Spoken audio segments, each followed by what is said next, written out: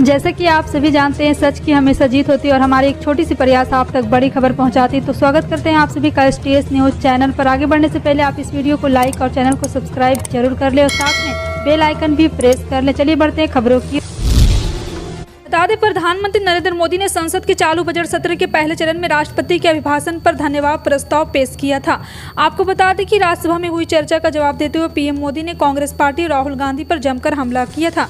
PM Modi ने राहुल गांधी पर हमला बोलते हुए नेहरू सरनेम का उपयोग नहीं करने को लेकर तंज कसा था। इसे लेकर अब कांग्रेस ने पीएम मोदी के खिलाफ विशेषाधिकार हनन का नोटिस थमा दिया है। कांग्रेस नेता केसी वेणुगोपाल ने राज्यसभा के सभापति को भी जगदीप धनखड़ को पीएम मोदी के खिलाफ नेहरू सरनेम का उपयोग नहीं करने को लेकर राहुल गांधी पर टिप्पणी को लेकर विशेषाधिकार हनन का नोटिस दिया है। केसी वेणुगोपाल की इसकी जानकारी दी है। MIM चीफ और लोकसभा सांसद असदुद्दीन ओवैसी ने शुक्रवार को सिलसिलेवार ट्वीट कर सरकार पर जमकर हमला बोला। उन्होंने ट्वीट किया कि यह बेहद शर्म की बात है कि सरकार लद्दाख में भारतीय क्षेत्र में चीनी घुसपैठ पर किसी भी सवाल का जवाब देने से इनकार कर रही है। 3 साल पूरे होने वाले और हमारे जवान पूरी कोशिश कर रहे हैं, लेकिन हमारा राजनीतिक नेतृत्व चीन के खिलाफ कोई कदम उठाने से डर रहा है। चीन के सैनिकों ने 5 मई 2020 को पूर्वी लद्दाख की गलवान घाटी में घुसपैठ को दी थी। इसके बाद से ही LAC पर भारत और चीन के बीच गतिरोध तेज हो गया था। दिल्ली में शराब नीति घोटाले के आरोपों में घिरे मनीष सिसोदिया और जेल में बंद सत्येंद्र जैन ने अपने अपने पदों से इस्तीफा दे दिया था, जिसके बाद केजरीवाल सरकार ने सौरभ भारद्वाज और आतिशी मार्लोना को मंत्रिमंडल में शामिल कर सिसोदिया व जैन के मंत्रालय को सौंप दिया था। आतिशी को शिक्षा मंत्रालय की कमान मिलने के बाद अब दिल्ली सरकार ने सिसोदिया का सरकारी बंगला भी आवंटित कर दिया है। अब आतिशी का नया पता AB 17 मथुरा रोड होगा। बता दें कि दिल्ली में आम आदमी पार्टी के विधायक सौरभ भारद्वाज और आतिशी मार्लोना को गुरुवार 9 मार्च को राजभवन में मंत्री पद की शपथ दिलाई गई। महाराष्ट्र में उद्धव ठाकरे का तख्ता पलटकर बीजेपी की बैसाखी के सहारे सत्ता की कमान संभालने वाले मुख्यमंत्री एकनाथ शिंदे की राजनीतिक चुनौतियां कम होने का नाम नहीं ले रही है। सुप्रीम कोर्ट से शिंदे सरकार को फिलहाल राहत की उम्मीद नजर आ रही है, लेकिन किसान, प्याज और पेंशन की मांग ने शिंदे बीजेपी की टेंशन बढ़ा दी है। ऐसे में देखना है कि एकनाथ शिंदे कैसे इस त्रिकोण संकट से बाहर निकलते हैं। किसान जिस तरह प्याज की कीमत, कर्ज माफी सहित अन्य मुद्दों को लेकर सड़क पर उतर गए हैं, तो सरकारी कर्मचारी पुरानी पेंशन को बहाल की मांग पर अड़े हैं। मराठा आरक्षण का पेंच पहले से फंसा हुआ है, जिसे सदन में कांग्रेस ने उठाकर एकनाथ शिंदे की चिंता बढ़ा दी है।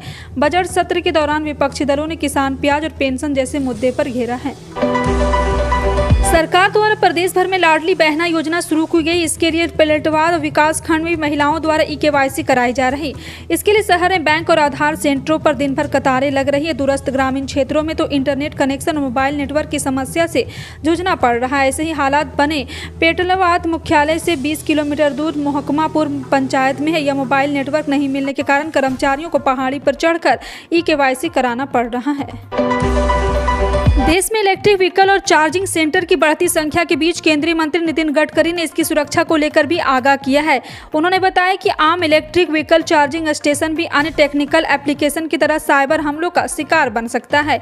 लोकसभा में एक सवाल के जवाब में केंद्रीय मंत्री नितिन गडकरी ने बताया, इलेक्ट्रिक व्हीकल चार्जिंग स्टेशन भी किसी अन्य टेक्नोलॉजी एप्लीकेशन की तरह साइबर हमले और साइबर सिक्योरिटी के लिए अति संवेदनशील होते हैं। नितिन गडकरी ने बताया, Indian computer emergency response team को इलेक्ट्रिक व्हीकल चार्जिंग स्टेशन से संबंधित प्रोडक्ट और एप्लीकेशन में कमजोरियों की रिपोर्ट मिली है। मुख्यमंत्री शिवराज सिंह चौहान शुक्रवार को बुरहानपुर और खरगोन जिले में विभिन्न कार्यक्रमों में शामिल हुए। मुख्यमंत्री शिवराज सिंह चौहान ने बुरहानपुर जिले के सहारनपुर में विगत सांसद नंद कुमार सिंह चौहान की पंचधातु से बनी 9 फीट ऊंची प्रतिमा का अनावरण किया। इस दौरान पशुपालन मंत्री प्रेम सिंह पटेल व सांसद ज्ञानेश्वर पटेल नंदू भैया भी मौजूद थे। आपको बता दें कि उन्होंने कहा, मुख्यमंत्री बालिका स्कूटी योजना के माध्यम से अच्छे नंबर वाले बेटियों की स्कूटी देंगे और बचपन से ही बेटियों के साथ अन्याय होते हुए देखा और बेटा आए तो स्वागत किया जाता है, लेकिन यहाँ पर ऐसा कुछ नहीं हुआ। यहाँ पे मुख्यमंत्री शिवराज चौहान ने मन से घोषणा की है कि अब कन्यादान विवाह योजना के तहत बेटियों को सामग्री की जगह उतनी राशि की चेक दिया जाएगा। अगर आप महाराष्ट्र से हैं तो आपके लिए खुशखबरी है, क्योंकि सरकार ने राज्य की सभी महिलाओं को बस के किराए में 50% तक की छूट देने का ऐलान किया है। आपको बता दें कि महाराष्ट्र सरकार ने 9 मार्च को राज्य का बजट पेश किया है, जिसमें महिलाओं को किराए में छूट का प्रावधान किया गया। उप मुख्यमंत्री देवेंद्र फडणवीस MSRTC के सभी बसों की सफर के दौरान किराए में छूट की घोषणा की। इसके अलावा भी राज्य की जनता के लिए कई घोषणाएं बजट के दौरान की गई हैं। भारत और ऑस्ट्रेलिया के बीच 3 मैचों की वनडे सीरीज का पहला मैच वानखेड़े स्टेडियम में खेला जा रहा है। टीम इंडिया के कप्तान हार्दिक पांड्या ने टॉस जीतकर पहले गेंदबाजी करने का फैसला किया। पहले बल्लेबाजी करते हुए ऑस्ट्रेलिया की टीम 32.2 ओवरों में ही 188 रनों पर सिमट गई। ऑस्ट्रेलिया के लिए मिचेल मार्श ने सबसे ज्यादा 65 बॉल पर 81 रनों की शानदार पारी खेली। भारत के लिए मोहम्मद शमी ने 3 विकेट चटकाए। असम के मुख्यमंत्री हेमंत बिस्वा शर्मा अपने बयानों के चलते अक्सर चर्चा में रहते हैं। इसी कड़ी में कर्नाटक के बेलगावी में उन्होंने कांग्रेस पर जमकर निशाना साधा। शर्मा ने कांग्रेस को आज की नई मुगल बताया है। साथ ही कहा है कि मुगलों ने देश को दुर्बल किया था, वही काम आज कांग्रेस कर रही। अगर कहीं राम मंदिर बनता है तो उन्हें आपत्ति होती। आप क्या मुगल के बच्चे? उन्होंने कहा कि नए भारत को मदरसे नहीं चाहिए। शर्मा ने कहा कि हमारे देश में कई ऐसे लोग हैं जो गर्व से कहते हैं कि मैं मुस्लिम हूँ, मैं ईसाई हूँ, लेकिन मुझे उनसे कोई दिक्कत नहीं। उन्होंने कहा कि भारत में ऐसे शख्स की जरूरत है जो गर्व से कह सके कि मैं हिंदू हूं। गुजरात की साबरमती जेल में बंद माफिया अतीक अहमद की सुरक्षा को लेकर दायर याचिका पर सुप्रीम कोर्ट में शुक्रवार को होने वाली सुनवाई टल गई है। अब अगले हफ्ते इस याचिका पर सुनवाई होगी। जस्टिस अजय रस्तोगी और जस्टिस बेला एम त्रिवेदी की पीठ के सामने सुनवाई के दौरान अतीक अहमद के वकील ने जान को खतरा बताते हुए गुजरात के अहमदाबाद जेल से यूपी ट्रांसफर न करने की गुहार लगाई। वकील ने कहा है कि हमने अतिरिक्त दस्तावेज दाखिल किए हैं, अदालत ने उन पर गौर करे। उन्होंने कहा कुछ और दस्तावेज भी फाइल करने हैं। महाराष्ट्र में एक बार फिर कोविड-19 के मामले बढ़ने लगे हैं। कोरोना के साथ अब H3N2 वायरस भी लोगों के लिए एक बड़ा खतरा पैदा कर रहा है। चौंकाने वाली बात यह है कि महाराष्ट्र में फिर कोरोना के मामले में तेजी देखी गई। एक दिन में कोविड-19 के मामले दोगुने से ज्यादा हो गए। इतना ही नहीं, वायरस की चपेट में आने से 2 लोगों की मौत भी हो गई। राज्य में अब तक कोरोना से 1.48 लोगों की जान जा चुकी है। बिहार बोर्ड की तरफ से 12वीं की परीक्षा में टॉप करने वाले छात्रों को सम्मानित भी किया जाएगा। साथ ही उन्हें लैपटॉप भी दिया जाता है। माना जा रहा है कि बोर्ड की तरफ से 12वीं का रिजल्ट 18 मार्च के बाद किसी भी दिन जारी किया जा सकता है। जी हां, रिजल्ट जारी होते ही छात्र ऑफिशियल वेबसाइट पर जाकर चेक कर सकेंगे। हालांकि बिहार बोर्ड की तरफ से रिजल्ट जारी करने का लेकर अभी तक तारीखों का ऐलान नहीं किया गया है। बिहार 12वीं रिजल्ट जारी करने को लेकर दावा सिर्फ मीडिया रिपोर्ट में ही किया जा रहा है। बिहार बोर्ड की तरफ से 12वीं की परीक्षाएं फरवरी-मार्च में आयोजित की गई थी। परीक्षा में लगभग 13 लाख छात्र शामिल हुए थे। एग्जाम के दौरान प्रशासन की तरफ से कड़ी सुरक्षा का इंतजाम किया गया था। बावजूद इसके कई जगहों में नकल की खबरें सामने आई थी। नगर विमान महानिदेशालय ने 26 मार्च से शुरू होने वाले समर शेड्यूल की घोषणा कर दी है। GDCA द्वारा दी गई जानकारी के मुताबिक भारतीय वाहक देश में कुल 22,907 साप्ताहिक घरेलू उड़ानें संचालित करेंगे। DGCA के मुताबिक ठंड के दौरान संचालित होने वाले 21,941 साप्ताहिक उड़ानों की तुलना में गर्मियों में संचालित होने वाली उड़ानों की संख्या 4.4% अधिक है। समर शेड्यूल 26 मार्च से लेकर 28 अक्टूबर तक लागू रहेगा। केंद्र सरकार ने शुक्रवार को कहा है कि देश में उर्वरकों पर सब्सिडी कम करने का कोई प्रस्ताव नहीं है। रसायन और उर्वरक राज्य मंत्री भगवंत सुखुबा ने लोकसभा में अपने लिखित उत्तर में कहा, किसानों पर उर्वरक सब्सिडी कम करने के प्रभाव को समझने के लिए अभी तक ऐसा कोई अध्ययन नहीं किया गया। एक अलग जवाब में मंत्री ने कहा, वर्तमान में सरकार के पास पोषक तत्व आधारित सब्सिडी योजना के तहत PND के उर्वरकों की दरों का नियंत्रित करने की कोई योजना नहीं है। और आपको बता दें कि फार्म गेट पर यूरिया की सुपुर्दगी लागत और यूरिया इकाई द्वारा खुद बाजार वसूली के बीच अंतर केंद्र सरकार द्वारा निर्माताओं, आयातकों और सब्सिडी के रूप में दिया जाता है। भारतीय अंतरिक्ष अनुसंधान संगठन ने गुरुवार को कहा है कि चंद्रयान 3 अंतरिक्ष यान ने आवश्यक परीक्षणों को सफलतापूर्वक पूरा कर लिया है। इस परीक्षण में चंद्रयान 3 अंतरिक्ष यान ने कठोर कंपन और ध्वनि वातावरण का सामना करने की अपनी क्षमता साबित की है। इस मिशन में यह एक और मील का पत्थर है। आपको बता दें कि इसरो ने बताया कि यह परीक्षण मार्च 2023 के पहले सप्ताह के दौरान बेंगलुरु के UR राव सैटेलाइट सेंटर में किया गया। भारत के प्राइवेट सेक्टर का सबसे बड़ा बैंक HDFC बैंक और उसकी पेरेंट कंपनी यानी कि HDFC बहुत जल्द एक होने जा रही है।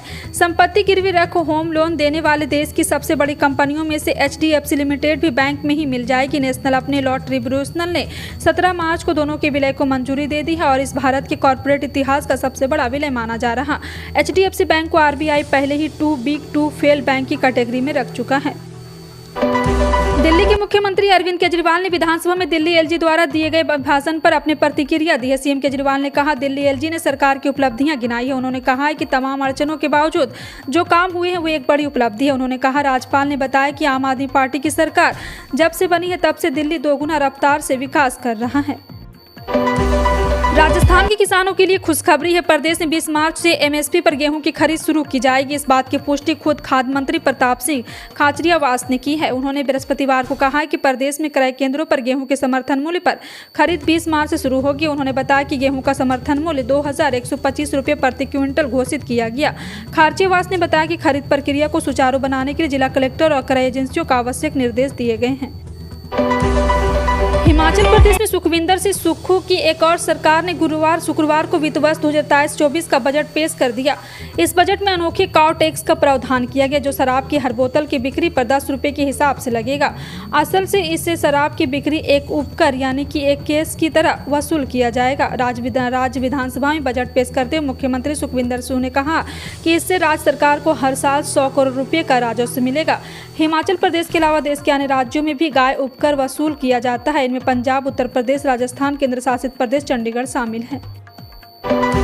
महाराष्ट्र में सरकार के आश्वासन के बाद किसानों और आदिवासियों ने अपना मार्च फिलहाल रोक दिया है, लेकिन किसान नेताओं ने कहा कि अगर सरकार उनके मुद्दों के समाधान के लिए कोई ठोस कदम नहीं उठाती तो वे फिर से पदयात्रा शुरू कर देंगे। मार्क्सवादी कम्युनिस्ट पार्टी के विधायक विनोद निकोल ने कहा, सरकार के आश्वासन के बाद हमने मार्च फिलहाल रोक दिया है। हम सरकार से ठोस कदम उठाने की उम्मीद करते हैं। देश में मौसम विभाग शुरू हो गए। पहाड़ों पर बर्फबारी शुरू हो गई। उत्तराखंड, हिमाचल से लेह लद्दाख, जम्मू और गिलगित बाल्टिस्तान, मुजफ्फराबाद में भारी बर्फबारी देखने को मिल रही है। ऊंची चोटी पर जहां बर्फबारी का सिलसिला है तो वहीं नीची तलहटी में भी बारिश जारी है। राजधानी दिल्ली में बारिश का पूर्वानुमान जारी किया गया। इसको लेकर अलर्ट भी जारी कर दिया गया। दिल्ली के कई क्षेत्रों में जहाँ आसमान में बादल छाए रहेंगे, वहीं तेज हवा चलने के साथ आंधी का भी जारी किया गया है। दिल्ली वासियों को सतर्क रहने की सलाह दी गई है। बिहार में भी मौसम में बदलाव देखे जा रहे हैं। फिलहाल आपका इन सभी खबरों पर क्या कहना है, कमेंट सेक्शन में टाइप करके जरूर बताएं। इसी तरह की पल पल की अपडेट जानने के लिए जुड़े रहें आप अपने NTS न्यूज़ चैनल से। मिलते हैं अगली बड़ी खबर में, तब तक के लिए जय हिंद।